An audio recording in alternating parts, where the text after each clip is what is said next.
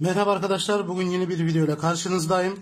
Bugün Xiaomi 11T Pro batarya değişimi yapacağız. Bir deyim vardır, hızlı yaşa, çabuk öl diye.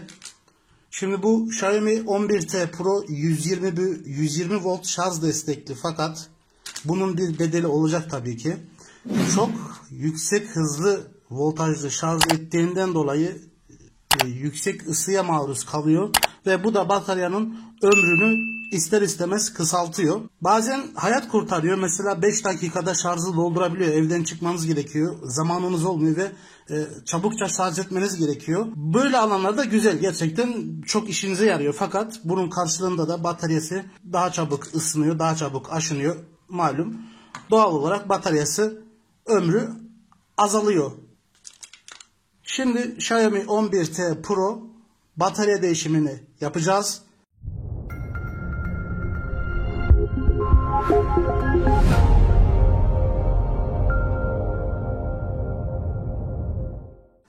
İhtiyacımız olan şeyler burada. Bu kadar şey olmasına da gerek yok. Bir tornavida, bir yapıştırıcı, işte birkaç şey olması da gerekli. Telefonu tamamen kapattık.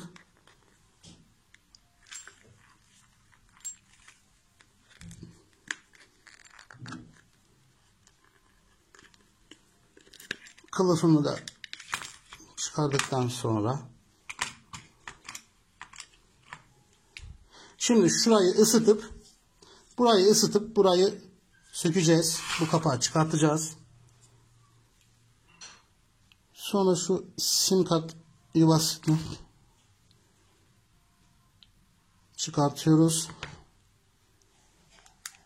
Bunları kenara alıyoruz. İşimiz bitti.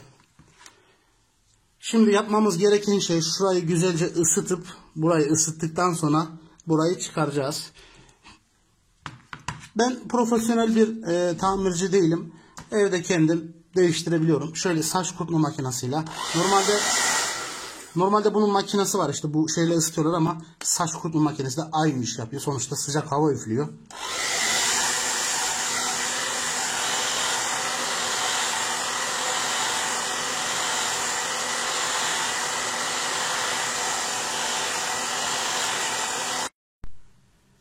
Şimdi biraz ısıttıktan sonra yeteri kadar ısındı mı diye şimdi deneyeceğim. Bakalım açılacak mı?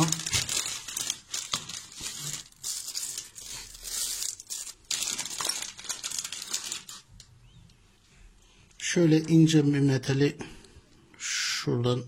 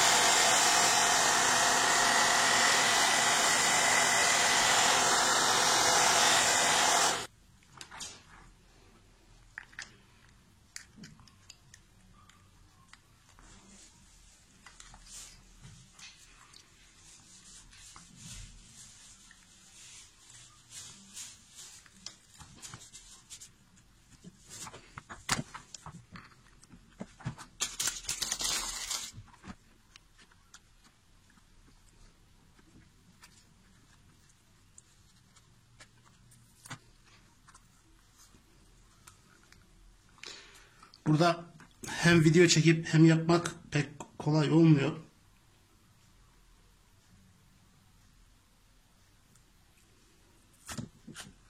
Evet.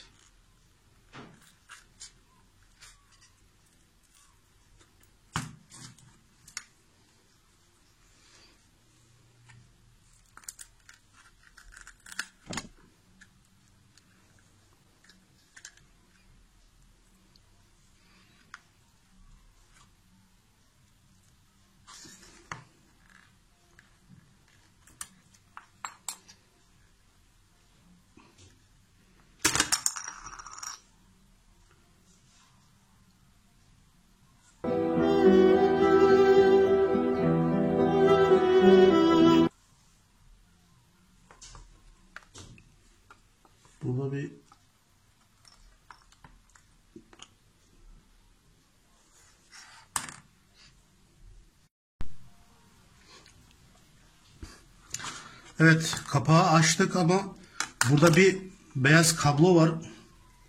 Bu neymiş bilmiyorum. Bunun normalde olmaması gerekirdi. Umarım NFC kablosu değildir. Bunu hızlı açtım ve bunu kopardık şöyle. Şurada gördüğünüz gibi. Umarım NFC kablosu değildir. Muhtemelen o olabilir diye düşünüyorum. Şimdi aslında biraz acele ettim. Video çektiğim için biraz zor oldu. Bunu daha yavaş sökmem gerekirdi. Şimdi şu vidaları komple sökeceğiz. Ondan sonra hoparlörü sökeceğiz. Ondan sonra bataryayı buradan sırasıyla çıkaracağız. Şimdi burada yapmamız gereken şey şu arka bölümü komple sökeceğiz. Bunun için gerekli tornavidayı bulalım.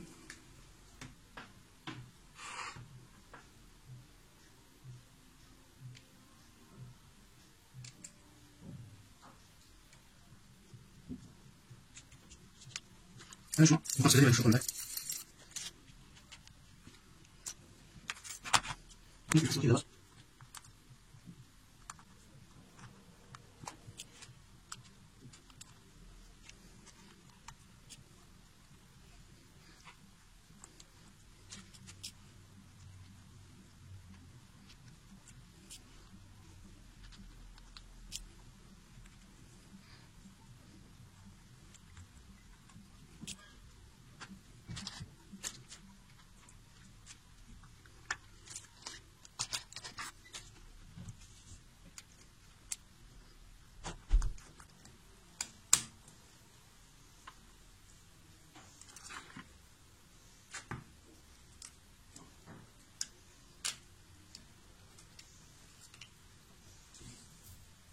Şunu olduğu gibi çıkardık. Üst kısım. Şimdi burada şu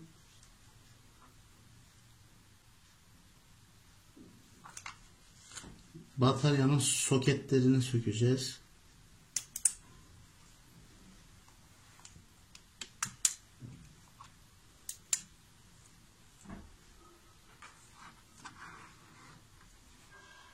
Şimdi şu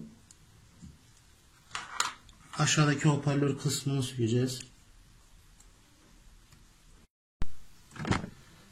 Buradan uyumlu vidayı bulduktan sonra bunun içinden, çünkü bunun vidası biraz farklı oldu. Bu ilk söktüğüm tornavidayla olmadı. Biraz şuna manyetik özelliği verelim. Şuradan devam edelim.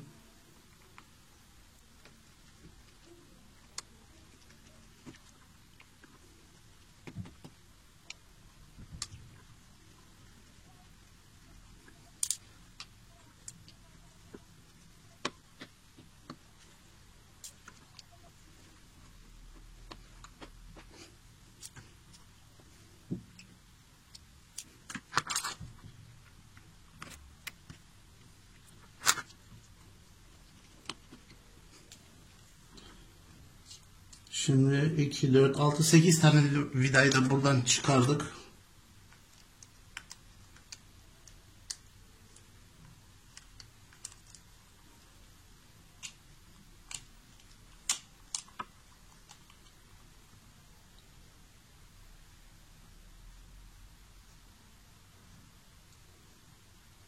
Sanırım hoparlör kablosunu kopardık. Bravo. Çok iyi. Sanırım hoparlör kablosunu kopardık. Şu beyaz kablo hoparlöre gidiyordu. Sanırım biz bu kabloyu hallettik. Bu demektir oluyor ki şimdi şu kabloyu yeniden sipariş verip şu kabloyu da değiştirmemiz gerekecek. Şöyle. O kabloyu da değiştirmemiz gerekecek. Umarım onun kablosu vardır. Büyük ihtimal bu hoparlör kablosu diye tahmin ediyorum.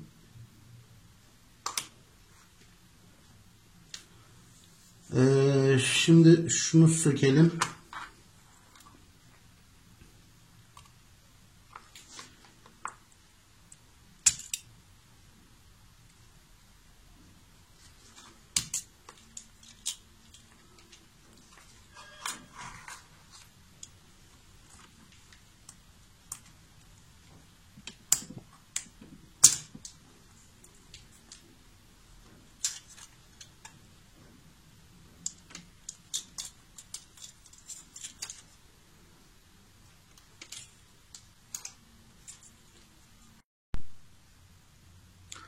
Şimdi bunu söktük.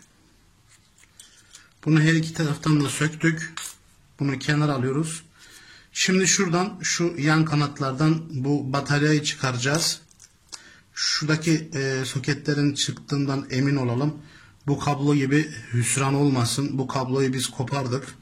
Muhtemelen o hoparlör kablosuydu. Artık bir de kablo sipariş verip onu değiştireceğiz.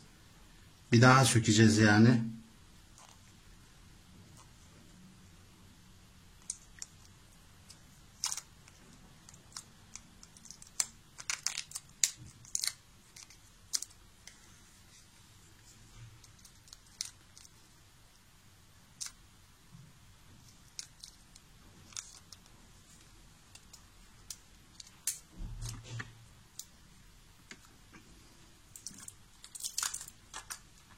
Dediğim gibi şu anda tam rahat çalışamıyorum video var diye.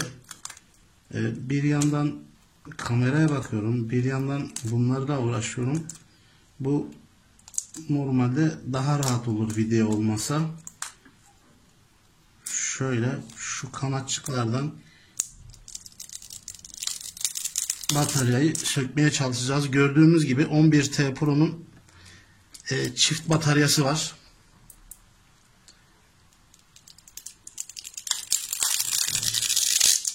Evet, en azından bataryayı kolay çıkardık. Şöyle bataryayı çıkardık. Bunu kenara alalım. Şu içindeki şeyi de çıkaracağız. Şunu. Şu yapışkanı da çıkaracağız. Çünkü bataryanın içinde bundan var zaten.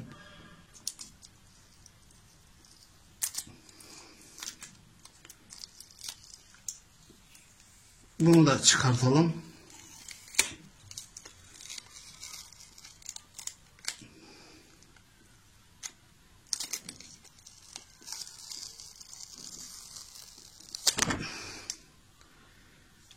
Bunu da çıkardık. Şöyle yeni bataryamızı alalım.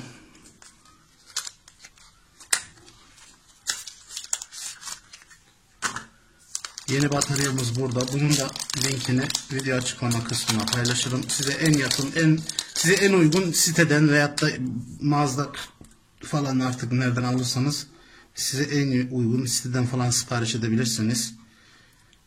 Şöyle bunu da bakalım aynısı mı?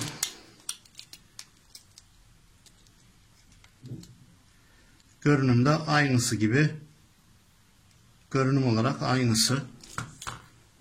Şimdi şunun arka yapışkanını kaldıralım. Normalde bu kısmın yapışkanlı olması gerekiyor.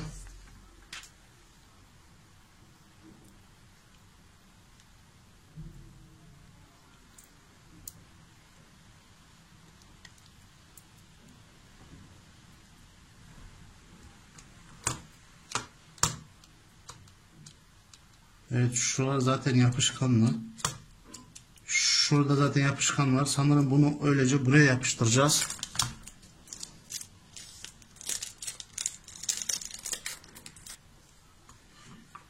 Şimdi bunu koyalım böylece. Doğru bir şekilde. Zaten çıkmıyor. Şimdi bunu böylece yerine olduğu gibi koyduk. Sırayla bağlantıları tekrar yapmaya çalışalım. Umarım bu telefonu toparlayabiliriz. Şimdi şu öncelikle şunu koyalım ki bunun üstüne sonra şey gelecek.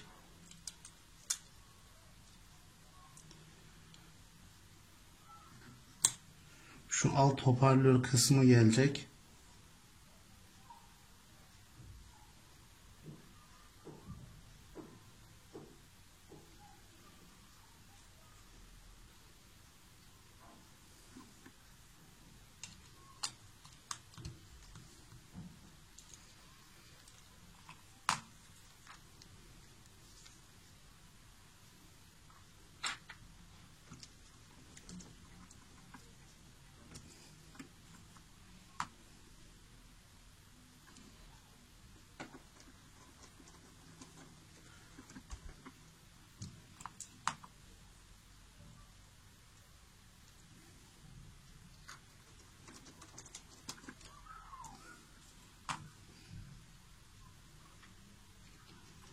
batarya çok hızlı doluyor fakat çok da hızlı bitiyordu. Özellikle %10'un altına düştüğü zaman saniyede neredeyse saniyeye düşüyordu kapanma süresi. %10'un altında hemen kapanıyordu. Birdenbire düşüp kapanıyordu. Dediğim gibi hızlı şarj oluyor fakat ömrü kısa oluyor ister istemez. Ben de artık bunu daha düşük bir şarj adaptörüyle şarj edeceğim bundan sonra.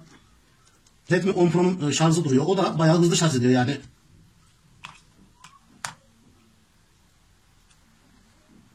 %120 volt olmasına gerek yok.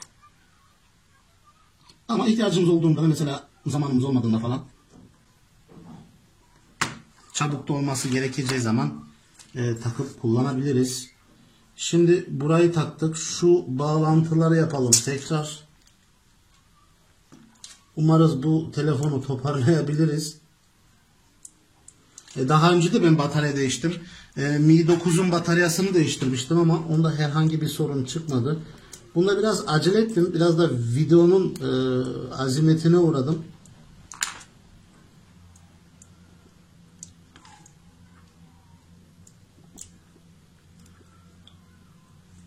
Aslında bu şekilde de nerede dikkat etmemiz gerektiğini beraber canlı canlı görmüş olduk. Bu bağlantıyı yaptık. Şurayı yapalım. Burayı yaptık. Şurayı yapalım. Burayı da yaptık. Bağlantıları yaptık. Şu kablolara zaten dokunmamıştık. Şimdi şu üst kısım neredeydi? Şu üst kısmı tekrar böylece koyalım.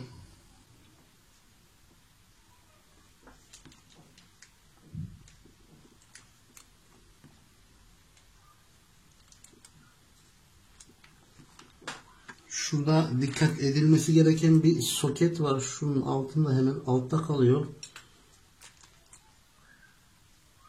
Şunu gerçekten yeri çok kötü. Şunun şuraya takılması gerekiyor. Kameranın sanırım bağlantısı. Şurası.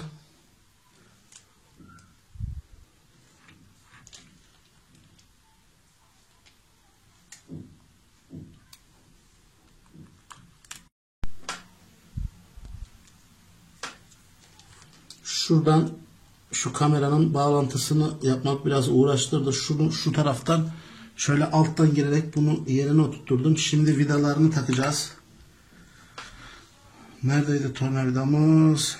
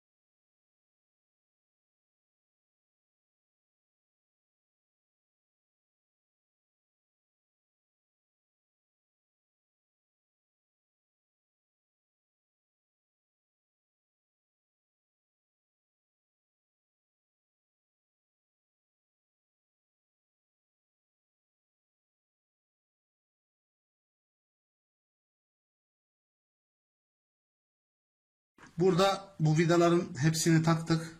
Şimdi şu kopan kabloyu içine bir yere sıkıştırıp kapağı takmamız gerekecek.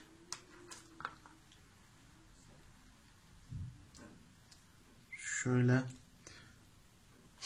Umarım başka bir şey unutmamışızdır. Şu kablo buraya yapışmış. Çekince bununla birlikte geldi. Şimdi şuraya yapışkan sürelim. Şu kenara yapışkan sürelim. Yapışkan sürdükten sonra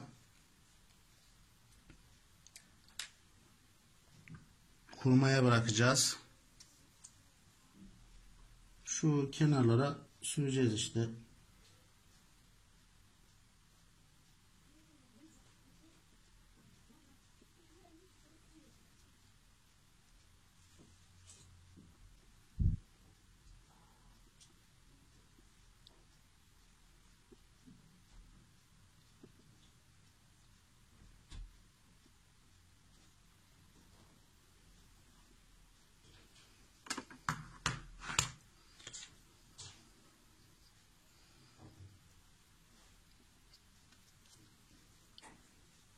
Yapışkanımızı kapatıyoruz.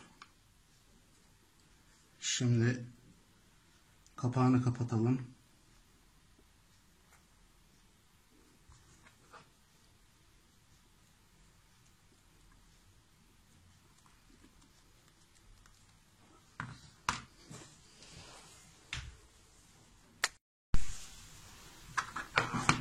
Kapattıktan sonra iyice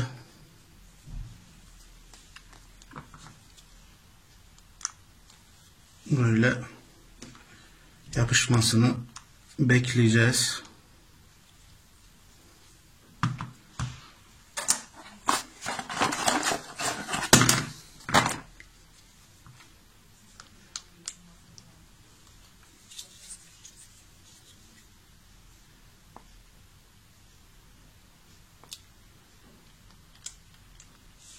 Evet. Şöyle dört bir yandan bu penselerle bunları koyduk. Benim en merak ettiğimse açılacak mı? Açılsa bile sesi çıkacak mı? Çünkü hoparlör kablosu koptu. Evet arkadaşlar. Bu videoda Xiaomi 11T Pro batarya değişimi yaptık. İçerisinden şöyle bir kablo kopardım ama telefon hala çalışıyor. İşin ilginç tarafı. Yani ben bunu ilk önce denediğimde hoparlörü çalışmadı sandım. Ben sonra bunun Wi-Fi anteni olabileceğini düşündüm. 4G çalışıyor. Zaten içindeki hattım 4G, 5G destekli değil. Telefon 4G, 5G destekli ama hattım 5G destekli değil. Yani şebekede bir sorun yok. Wi-Fi sinyalinde sorun yok. Yani telefonda hiçbir sorun yok. Önceden nasılsa şimdi de öyle. Ve içinden şöyle bir kablo koptu. Şöyle bir kablo koptu içinden ama telefonda anormal hiçbir şey yok. Çok ilginç. Bu da böyle bir video oldu. İlginç bir video oldu. Şu anda telefonun çalışmayan hiçbir şey yok. Her şeyi test ettim. Telefon gayet normal. Videoyu beğendiyseniz lütfen like atmayı, kanalıma abone olmayı unutmayın. Bir dahaki videoda görüşmek üzere.